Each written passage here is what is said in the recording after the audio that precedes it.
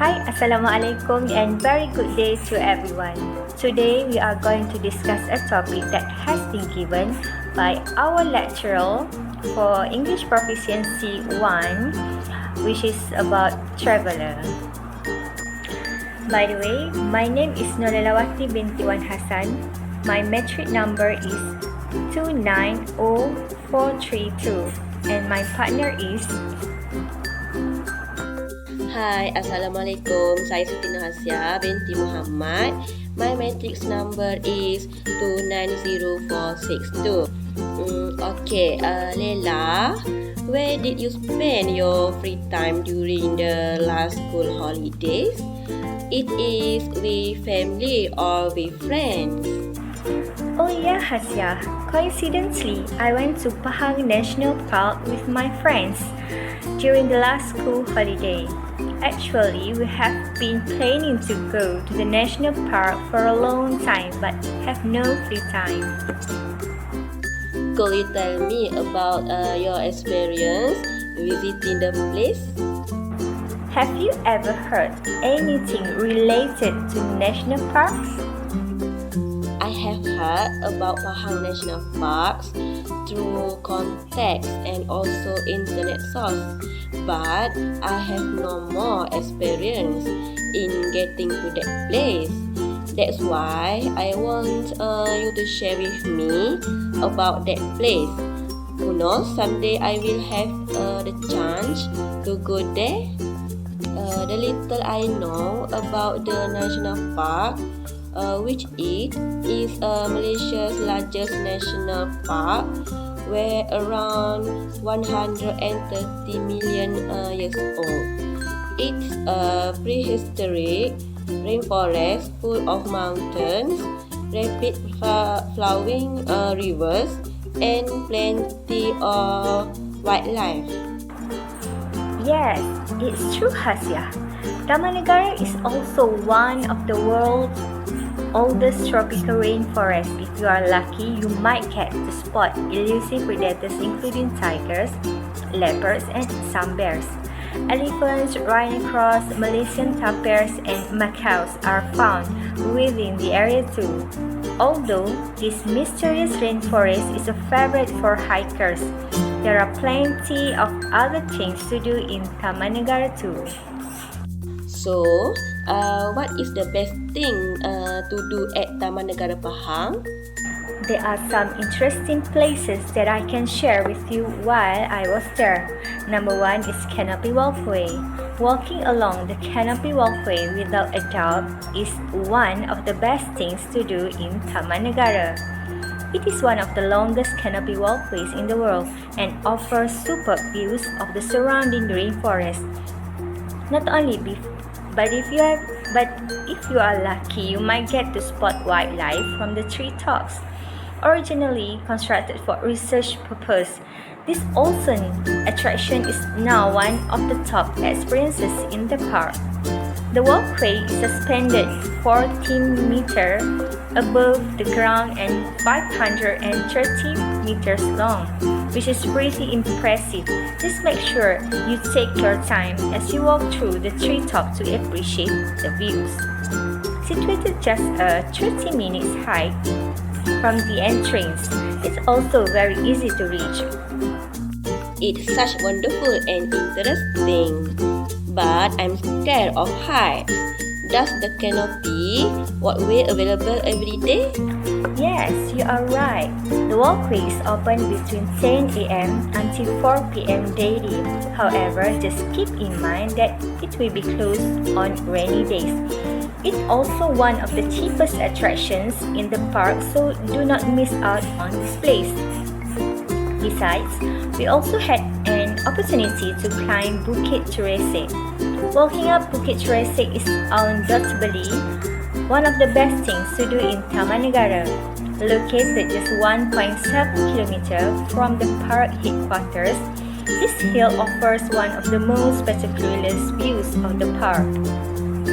Although it is only 334 meters high, quite a walk to the top, especially with the rainforest humidity. However, once you reach the summit, it's completely worth it. From the top, you all get stunning views of the surrounding rainforest, so make sure you bring your camera along. If you head up to Bukit Teresik on a clear day, you might even get to spot Gunung Tahan. This mountain is the tallest peak in Peninsular Malaysia, but we will talk about this a bit later on. The first part of the hike is relatively flat, so will not require much ascension. However, the second session is the steepest part of the hike, and you all need to be wary of the uneven terrain and exposed roots. As you walk to Bukit Teresik, you will also be wandering through one of the best bird watching spots in the rainforest. Most national parks have perkampungan orang asli. Did you go on a visit there? Yes, on the next day, we went to visit Kampung Orang Asli. In this modern world, it is fascinating to watch people who are still living their life through hunting. Kampung Orang Asli, also known as Aborigine Settlement, is a group of nomadic tribes living in the Taman Negara. Here, you all find two ethnicities of Orang Asli, namely Batik and Semokberi, and these tribes are far away from modernization. They are very kind and gentle folk with curly hair and dark skin. These folks are respectful and hospitable to all visitors who come here to meet them. They will even teach you how to use bamboo for hunting, blow pipes, and how to make fire. They speak their language, so to communicate with them, you will be provided with a translator. If you want to take pictures of them, ask for permission first. Leila, what night activities did you do while you were there?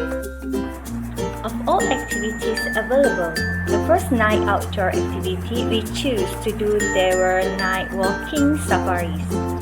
The park is undoubtedly mesmerizing in the daylight. Can you imagine how it becomes when the sun goes down? The entire rainforest takes a magnificent look at night, and the sound of all the nocturnal animals starts to emerge when dusk falls. During this time, night walking safaris around the park is the best activity to get a memorable experience of the night. But be careful, you can attract wild animals with your torch in the dark, and try to be quiet unless you could scare them. Always keep a local guide with you and watch the natural nocturnal habitat of these animals. Wow, so interesting. But I was wondering about your food and drinks. How did you get them while you were there, Leila? You don't worry, Hasya. The Templing River runs alongside Kuala Tahan, and you'll find several floating restaurants situated here.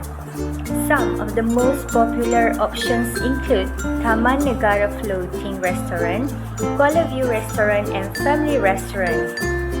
Although most of the food served consists of local dishes, it's super cheap and you'll get spectacular views of the river while you dine. Not only that, but you all get beautiful views of the rainforest too.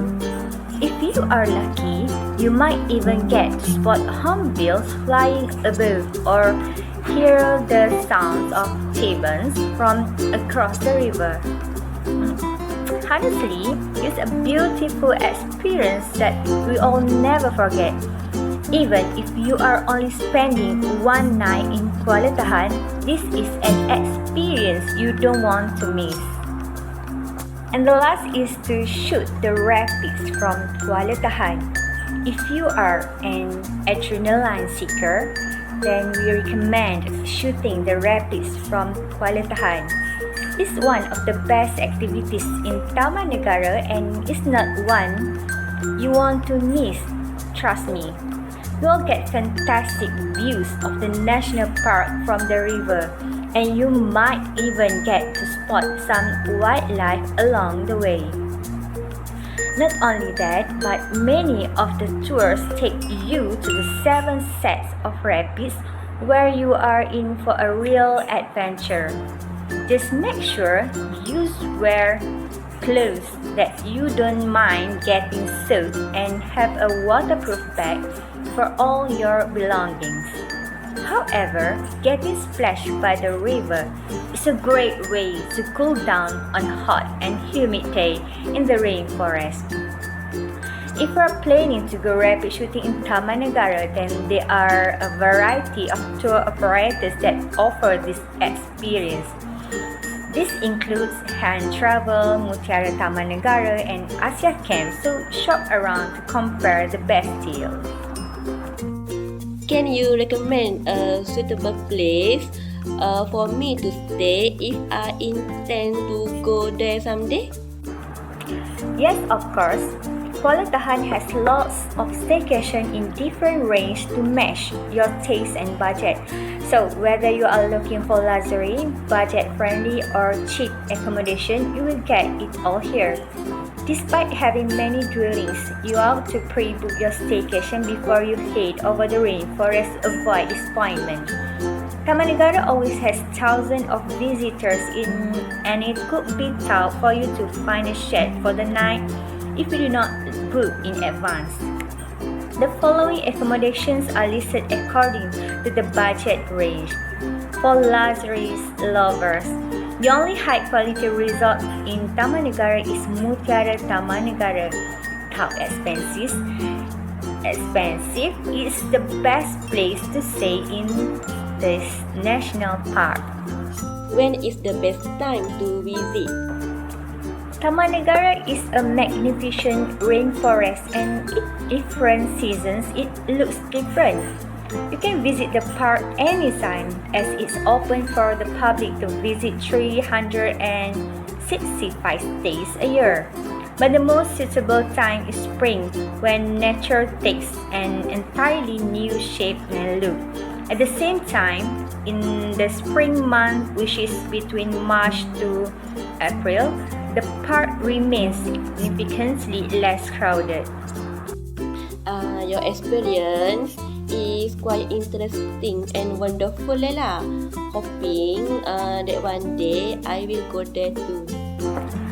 Yeah, it's really fun to get away from the concrete jungle and the smell of smoke in the city, right? So, what are you waiting for? Plan your vacation to Pahang National Park. We no regret being able to get closer to nature created by God's magnificent creation. Thank you so much, Lela, for sharing with me your experience in traveling and some information about Pahang National Park. Most welcome, Hasya.